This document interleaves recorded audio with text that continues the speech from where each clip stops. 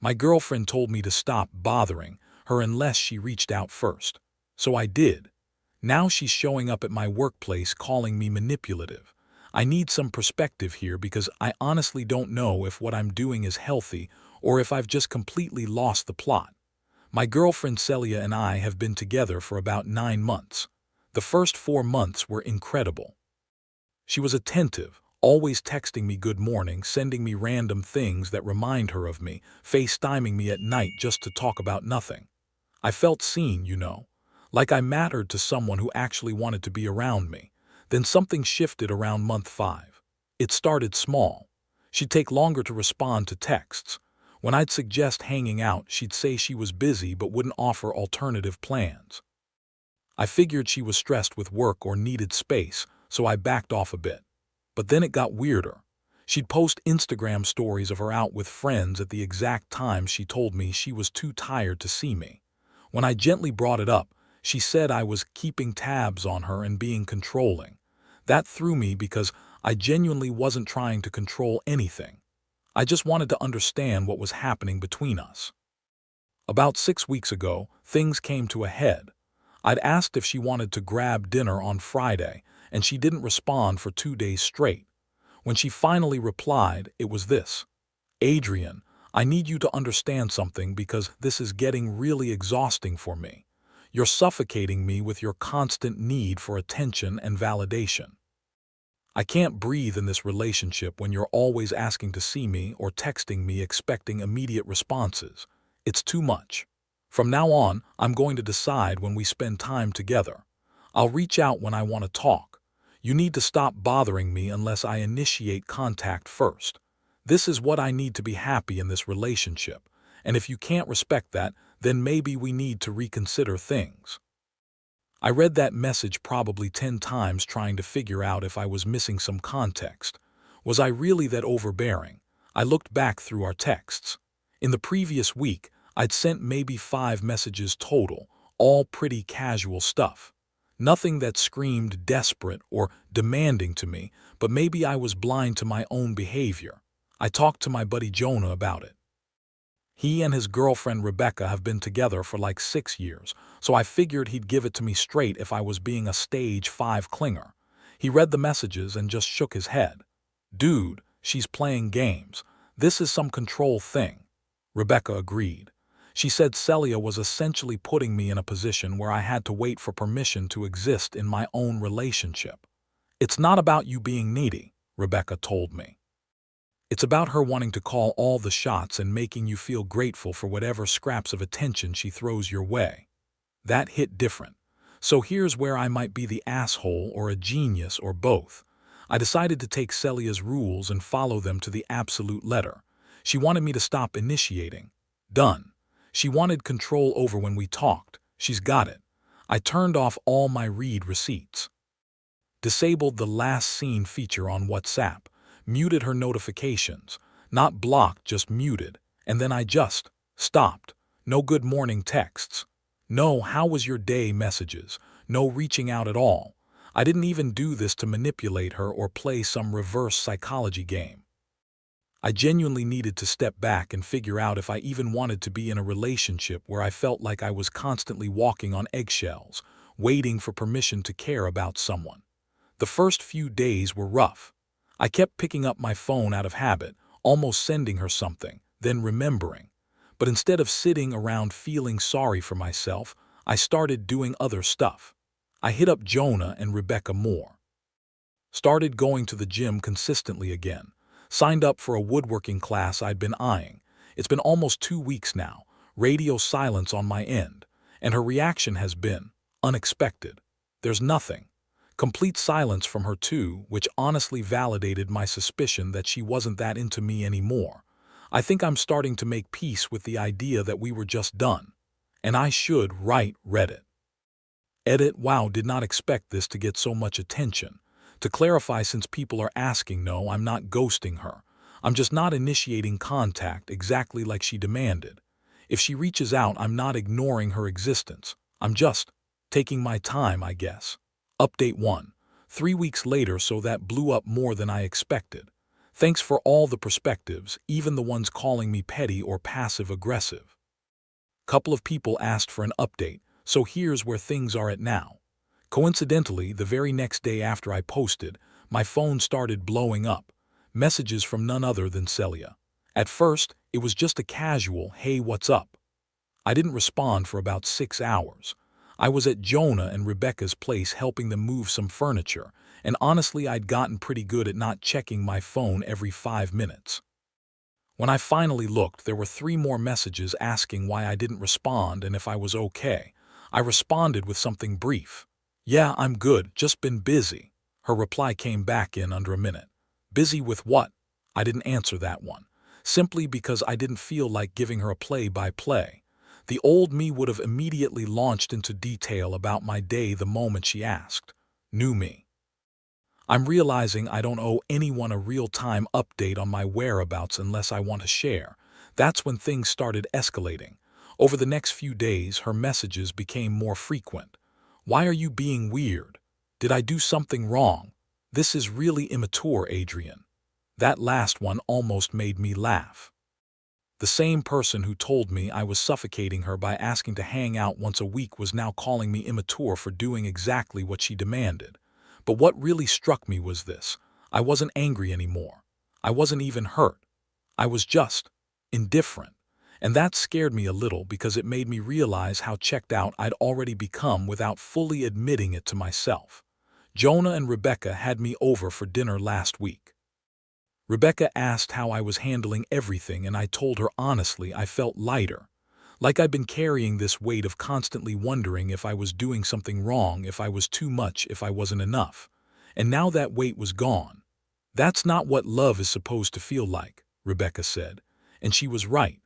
Around the 2-week mark, Celia started calling. Not texting, actual phone calls.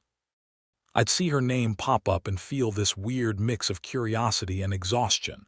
I answered one of them, mainly because I figured we needed to actually talk at some point. "Where have you been?" she demanded, no hello or anything. "Around," I said. "Work's been busy, been doing some stuff with friends." "You're really just going to act like everything's fine, like you haven't been completely ignoring me."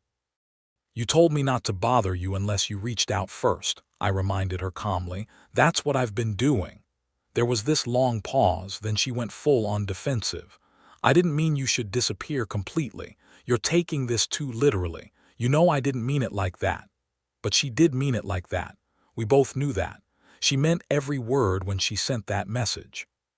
She just didn't expect me to actually respect her boundaries, or maybe she didn't expect that respecting those boundaries would mean I'd start building a life that didn't revolve around waiting for her approval.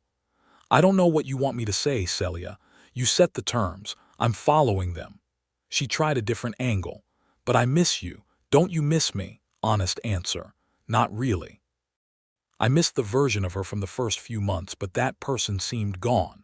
What I didn't miss was the constant anxiety, the second guessing, the feeling like I was always one text away from being too much.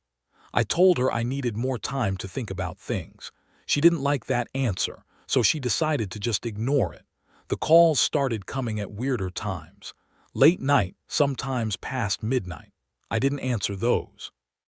Just put my phone on Do Not Disturb mode. Then she started leaving voicemails, some apologetic, some accusatory, some just rambling about how she didn't understand what was happening. Yesterday, Jonah texted me. "Dude, Celia just messaged Rebecca asking if you were okay. Said she's worried you might have been in an accident or something because you're not acting like yourself." Rebecca apparently told her I was fine, and that maybe Celia should give me space if she actually cared about my well-being. I appreciated that, but it also made me realize how far this had spiraled. I'm not playing games here. I genuinely stepped back to figure out what I want, and what I'm discovering is that I want a relationship where I don't feel like I'm constantly auditioning for the role of boyfriend, where I don't need permission to care about someone, where "I miss you" isn't a negotiating tactic but an actual feeling shared between two people who enjoy being around each other. The irony isn't lost on me that the moment I stopped chasing, she started running after me. But I don't want someone who only wants me when they think they might lose me. That's not love. That's ownership. Some of you in the comments last time said I should just end it cleanly. You're probably right. I think I've been avoiding that conversation because some part of me keeps hoping she'll suddenly get it, that we'll have this breakthrough moment where she realizes what she's been doing and we can start over. But that's not realistic, is it? People don't just fundamentally change because you stop responding to their texts. I think I'm prolonging this unnecessarily. I really need to have an actual conversation and end this properly rather than just existing in this limbo. Edit. For everyone asking, no, we weren't living together. We both have our own places, which honestly has made this whole thing easier. Update 2. The office incident. I really wish I didn't have to make this update, but things have officially gone off the rails. First off, I want to address something from the last post's comments. A lot of you said I needed to just rip the band-aid off and officially end things instead of letting it drag out. You were absolutely right, and I was planning to do exactly that this weekend. Had the whole conversation mapped out in my head, was going to suggest we meet somewhere public and neutral, the whole deal. Celia beat me to it, sort of. So yesterday, Thursday, I was at work in the middle of a meeting with my team about a project deadline. My phone was on silent in my bag. Meeting went long, run about 2 hours. When I finally checked my phone around 2:30, I had 11 missed calls from Celia and a string of increasingly frantic texts. The messages started normal enough. Hey, can we talk? Then about 15 minutes later, Adrian, please, I need to talk to you. Then they got progressively more urgent. This is serious. Why aren't you answering? I'm really scared right now. Fine, if you won't respond, I guess I'll have to come find you. That last one was sent at 2:15. I was reading those messages thinking surely she didn't mean what I thought she meant, right? And then Kelly from reception was suddenly at my desk. Adrian, there's someone here to see you. She says it's urgent. My stomach dropped. I walked out to the reception area and there was Celia, dressed up like she got somewhere important to be, looking anxious but also determined. Our office has an open layout, so the reception desk is basically just at the front of our workspace. Kelly looked thoroughly confused, and I could see a couple of my coworkers at nearby desks pretending not to stare. Celia, what are you doing here? I asked, trying to keep my voice even. You wouldn't answer your phone, she said, like that explained showing up at my workplace unannounced. We need to talk. I was in a meeting, you can't just show up at my job. Well, you left me no choice, she snapped. You've been avoiding me for weeks, ignoring my calls, acting like I don't exist. What was I supposed to do? I was acutely aware that we were having this conversation in my office lobby, that everyone was absolutely going to talk about this, that my boss might walk through at any moment. I felt this flash of anger, not the hot, explosive kind, but this cold, clear realization that this was exactly the kind of boundary violation I should have seen coming. Let's go outside, I said quietly. To my surprise, she actually listened this time. Or else I might have to drag her out myself. We walked to the parking lot, and the second we were out of earshot of the building, she started in. You're punishing me. That's what this is. You're trying to manipulate me by doing this whole silent treatment thing, making me chase after you, making me look crazy. I'm not doing any of that, I interrupted. You told me to stop initiating contact. I did exactly what you asked. But not like this. I could see her getting frustrated in real time. Not disappearing completely. You know that's not what I meant. Then what did you mean, Celia? Because from where I'm standing, I followed your instructions to the letter. You wanted control over when we talked, when we saw each other. I gave you that control. And now you're mad because I'm not playing the game the way you wanted. That shut her up for a second. And I could see her trying to figure out what angle to take. Then her eyes got watery, fast. I just miss you. Is that so wrong? I miss my boyfriend and I wanted to see you, and you're making me feel like I'm being unreasonable for that. And that was where something in me just cracked. I couldn't do this. I couldn't stand here and watch her try to use tears to manipulate me. This relationship needed to end. I don't want to do this anymore, I said. The words came out calmer than I felt. This, whatever this is, it's not working for me. She stared at me like I'd just slapped her across the face. So you're breaking up with me, in a parking lot, after ignoring me for weeks? Yes, I'm ending a relationship that stopped being a relationship a long time ago. You wanted me on your terms, available when convenient, gone when not. That's not a partnership, Celia, that's. I don't even know what that is, but it's not what I want. She switched tactics again, got angry. This is exactly what I'm talking about. You're being controlling. You can't handle that I needed some space, so you're turning it around on me, making me the bad guy. I'm not making you anything, I said, and I was surprised by how tired I sounded. I'm just done. I'm done feeling like I have to apologize for existing in your life. Done waiting for permission to care about someone who supposedly cares about me. Done with whatever mind game this has become. You can't just end this without even trying. I did try. I tried for months. And then I gave you exactly what you said you wanted, and that wasn't right either. So what am I supposed to do? What version of me would be acceptable to you? She didn't have an answer for that. I told her I needed to get back to work. She stood there looking stunned, like she genuinely couldn't process that this was happening. As I walked away, she called after me, "You're going to regret this. You're going to realize what you gave up." I didn't respond. I didn't even look back. Maybe she's right. Maybe in a few weeks or months I'll look back and think I made a mistake. But right now, I feel like I can breathe properly for the first time in months. When I got back inside, Kelly very diplomatically didn't say anything, but I could feel the curious looks.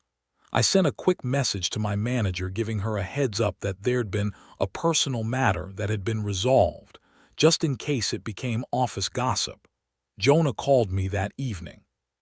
Apparently Celia had messaged Rebecca again, some long rant about how I'd humiliated her and was clearly seeing someone else, and that's why I'd been distant, that she needed Rebecca and Jonah to help her find out who. Rebecca shut that down pretty quickly, told her to leave both of them out of it. "How are you doing, man?" Jonah asked. I thought about it. Honestly, relieved. Also kind of pissed that she showed up at my work. But mostly relieved. That took guts, doing it face to face like that.